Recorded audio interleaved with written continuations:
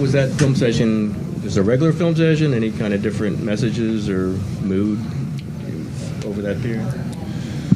Nah, just a normal assessment of how we played and what we need to do different, and adjusting to their adjustments and all the stuff that you go through in the playoff series. Is frustrating knowing how the first half went. We had a lot of good things happening. Up 11, 7, some change left.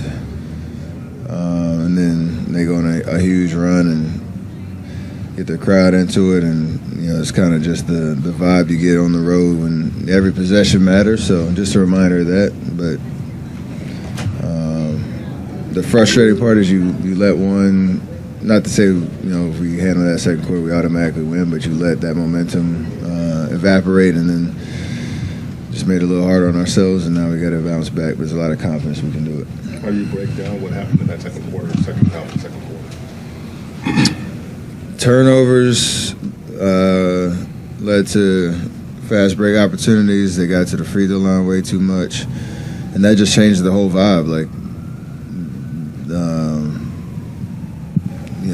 it's a possession here, possession there, especially when you have control of the game and control of the tempo on the road. It usually has a trickle-down effect to literally everything. Who's getting shots, their confidence in making them. You build up stops, and then you start to create even more separation. Like there's just a reminder of how important it is to win at this level on the road against any team, and we let them get to their strong comfort zone, a strong suit in their comfort zone in terms of free throws and that pace, setting up their defense, and change the whole tune of the game. Do you think that you guys lost your poise a little bit in that quarter? Yeah, I said last night, there was a lot of self-inflicted wounds across the board, and you hate that you have to keep learning that lesson at this stage of the season, but we did, and now it's about how we respond.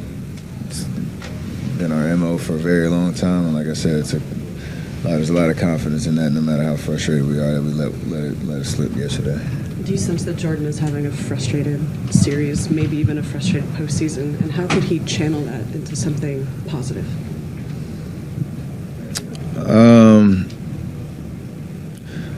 From game to game, there's always, I guess a report card on how you play, and for him, it should just be about what he feels. It shouldn't be about what anybody's saying about his game. We are all extremely confident in what he provides for us, what he can do out there, and keeping it positive is just how you approach the game. And that's what I love about him. He has great energy, and making or missing shots, it's going to happen. But the other things that you can do to impact the game, and I know he's been putting a huge effort in that. So it's just a matter of sticking with it, because you'll get rewarded in the big picture, and especially because we do have a lot of confidence in what he provides for us and what he's capable of doing. So over the course of the last postseason, have you noticed any unexpected ways that your increased strength has been able to help you? Just handling different defenses and matchups that I see.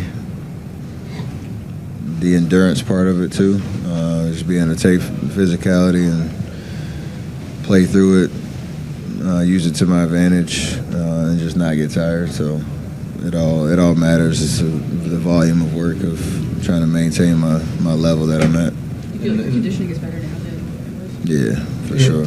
In the recent past, you and Draymond made it clear that you love Loon in the starting lineup, or at least as the base structure. Is that still kind of the way you think? I'm not trying to ask you what you are suggesting for this next game, but just generally that lineup. We know the 5 best overall rating in the NBA this year. There's always been an opportunity to kind of experiment a little bit, knowing how teams guard us. We have those 2 bigs out there. Our offense kind of, has ups and downs, and that's part of it. But defensively, that's usually our best lineup. And I know all the numbers kind of speak to that, but the beauty of our team and the value in Loon, especially just knowing he can play a lot of different roles in terms of whether it's a starter, whether it's coming off the bench, the different lineups he's out there with. Like he accepts all the responsibility and of what he's asked to do, and that's what we love about him, because it doesn't change the way that he plays. I don't know what it'll look like moving forward throughout the series, but I just know that whoever the 5 guys that are out there, and knowing that Loon's going to be a huge part of that, and has to be a huge part of that for us to win, that's going to matter. So it changes quickly just because teams make adjustments, and that's what happens within a series. Steph, you always talk about your championship experience, and you guys have won a lot over the years. Was there a series or a moment in this run that's like, hey, we overcame this, we can overcome anything? Because you've won a lot, and you've won a lot of different ways. But is there one that sticks out to you and Clay and Dre's mind, like that was a moment that like we can do anything now? I mean, there's been a lot of them. Talked about Memphis, the very first run that we had, to Houston in 17 and 18 for different reasons. Memphis last year, Game 4 in Boston last year. Like there's a lot of things you can kind of tap into in terms of experiences that we've had where we've been on the road, kind of against the ropes, and we've responded. This is in a very similar situation. But it will require something different based on this team, and I'm excited about that opportunity. Steph, along those lines, since you guys have seen everything, the officiating component of this series, does it remind you of any other matchup, and how do you guys approach that when so much of it is outside your control? Try not to get distracted by it. I understand that was a huge part of what they do well in terms of the free throw disparity. I know they were number 1 in the league. We were number 30 in the league. When you get into a series, you try to keep yourselves out of that situation, and you understand that it's a point of emphasis for us.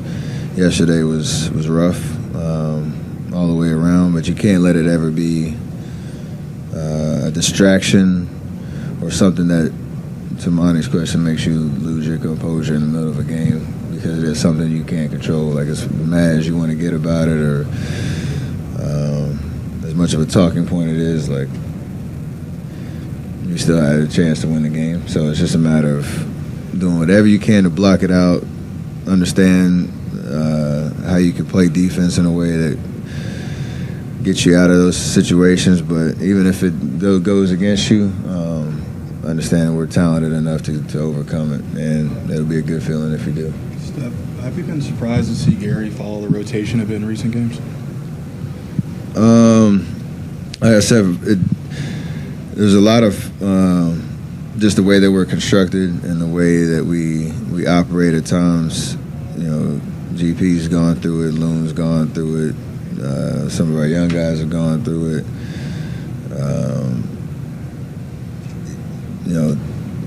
Different combinations, you have to try to figure out what works. And like I said, for GP, it's, in terms of the way that he sees the game and how he can impact it, and just his level of maturity.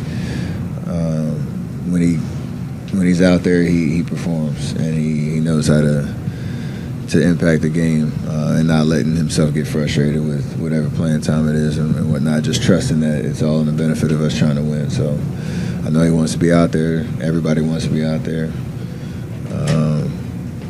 But again, the way that we're constructed, there's a lot of different combinations you can go to try to open up some momentum and put yourself in the best chance to win based on the matchup, and that's kind of how it is.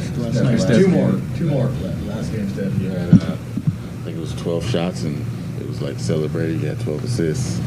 You were making all the right passes. Do you feel the same after this game where you took 14 shots and you obviously didn't get 127 points? And how do you kind of manage whether you're going for 38 shots or I mean, they made an adjustment in terms of their matchups to try to take away our pick and roll in the pocket, passing, and that 4-on-3 advantage we have on the backside, and Draymond being in a sweet spot. Like, they obviously understand that's when we're at our best. So we'll make adjustments. You mentioned last night that you didn't say it was just a defensive thing, but you said not as much on offense. So it was more your defensive issues. Do you go over the film? Is that something that you're still thinking?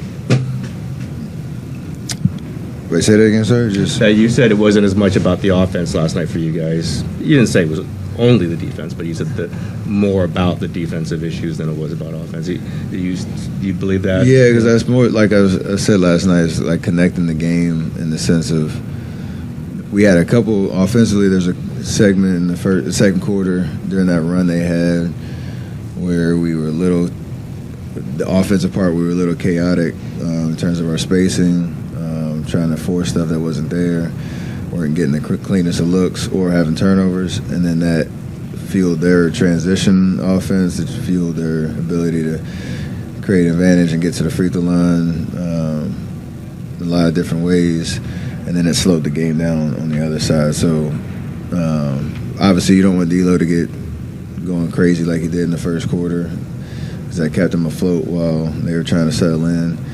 And then because of the transition, the free throws and all that, they got a lot more comfortable, and I think that fueled their offense in the third quarter, where our defense just was not impactful at all in terms of taking away their actions or being, the aggressor and all that type of stuff that you need to do in a playoff series, especially on the road. So it's all kind of connected, but it seemed like that 5-6 minute stretch in the second quarter dictated the entire game.